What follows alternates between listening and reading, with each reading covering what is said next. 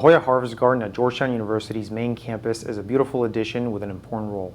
The Earth Commons Institute at Georgetown University created the Hoya Harvest Garden on the outdoor patio of Regents Hall. The garden is meant to raise awareness about sustainable food systems and highlight the harms caused by the food industry today. Shelby Gresh is an Institute Fellow who fought for the garden's creation. I feel so lucky to get to do this. It's crazy that I graduated and now get to manage this project, and I really have just learned so much. Shelby says the garden's produce is donated to many different causes.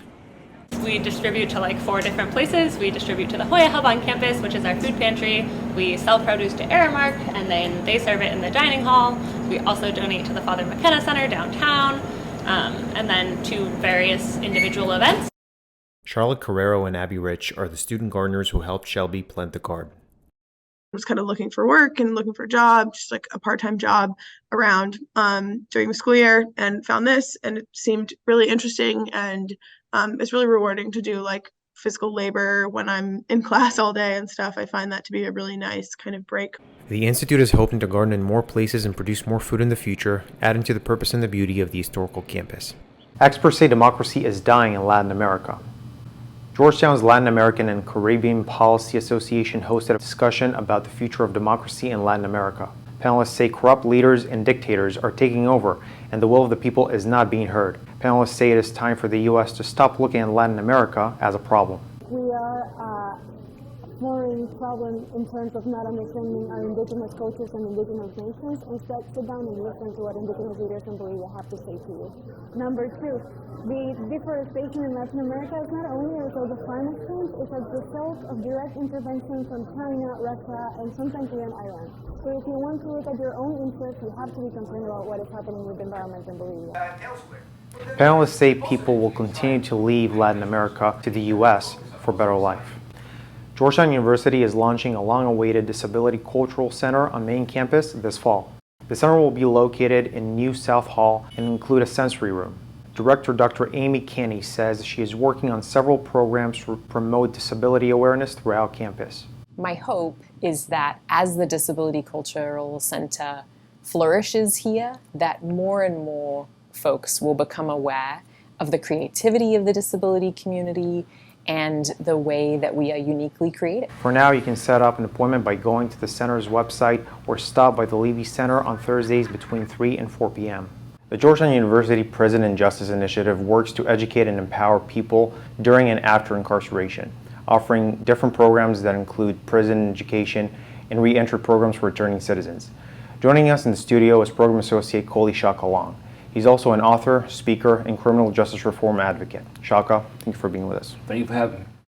Could you start by sharing your own story and how you found out about the initiative? Well, my story started in '96 when I was convicted of a violent offense as a youth offender. I was sentenced to life without parole at the age of 20. I served over 26 years. Ironically, during that period, the last 4 years of my incarceration, prior to the COVID epidemic, Georgetown was having classes in 2018 offering a prison scholars program where they provide college-burning classes for the incarcerated population there. And I found out about it, and that's when I first matriculated into Georgetown. What surprised you most about returning to civilian life personally, and how was the initiative involved in that? I think what surprised me the most was how my experience in college, while incarcerated, kind of prepared me, kind of freed me in a sense that even though I was confined, that they gave me the space and the opportunity to find my liberation by recognizing my humanity, in one of the most inhumane places that a person can be. So prior to me getting released, I already felt like I was free. I was able to expand my viewpoint on a lot of philosophical standpoints, engaging with a lot of my classmates, because one of the programs, Professor Mark Howard, we had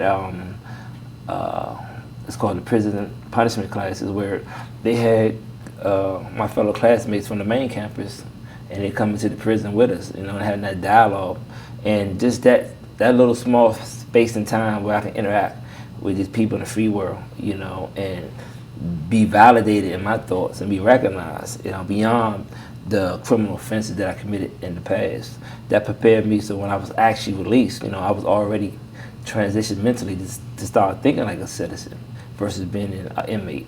So, you know, and my trajectory since I've been home, I've only been home like 14 months now. And the amount of accomplishments that I was able to accomplish as far as working as an employee at Georgetown, also being a student at Georgetown and traveling the world, you know. Some of my friends who never been incarcerated hasn't, you know, still sadly hasn't left the neighborhoods. So, you know, it shocked me, you know, how fast that I was able to, you know, accomplish so many things in a short period of time. So what does the future look like for you in the initiative and beyond that? I mean, the future looks bright, you know, because every success, mine, Tyrone Walker, you know, is just amplifying the untapped potential of like so many guys that's still stuck behind the wall, you know. So every accomplishment, me, Tyrone, he's the director of reentry, also a returning citizen, and also a colleague that works at PJI. You know, he graduating next year. You know, so that's a success and a testament to these type of programs of other guys and women that are incarcerated, because, you know, it's been proven statistically, you know, that post-secondary education while incarcerated decreases the chance of recidivism. You know, and I think, you know, from being a program associate and working with federal returning citizens that goes through our program as the paralegal program and a pivot program and seeing them get their diploma. We just had a graduation like 2 weeks ago at the Georgetown Law Center, you know, and just to see these men and women, you know, the accomplishments that they get, you know, it's just the sky's the limit. This is incredible, Shaka. Thank you so much for being with us. Thank you for having me. The Henle Village dorm at the Hilltop campus is being transformed. If you follow the road that's by Henle, where the new one will be, and you just walk down it, the idea is that all of it is like student, like themed amenities. The new construction project will replace Henle Village with a larger and more environmentally friendly apartment complex for undergrads. So the new project is done so that when juniors and seniors are choosing to live in it, they'll be able to have much nicer amenities. It's going to be like a modern, sleek apartment style feel as compared to the old, which really did not feel great to live in or be in. The project is managed by the same team that built Georgetown's Capitol campus residence at 55 H Street. This residential building, just a few blocks away from the Capitol, was completed in August of last year. It's the latest example of the best housing available to students anywhere. The new complex will include 780 beds and will also offer student lounges, common areas, and green spaces. Being here, it's crucial that you live close enough to your classes. And if you have the option of affordability of, you know, $1,000, $1,200 a month apartment all the way up in North Burleith versus down here at Henle Village on campus with probably better amenities, I would choose Henle Village. The project is expected to be completed in summer 2025. Orrin Feldman, Hoya News.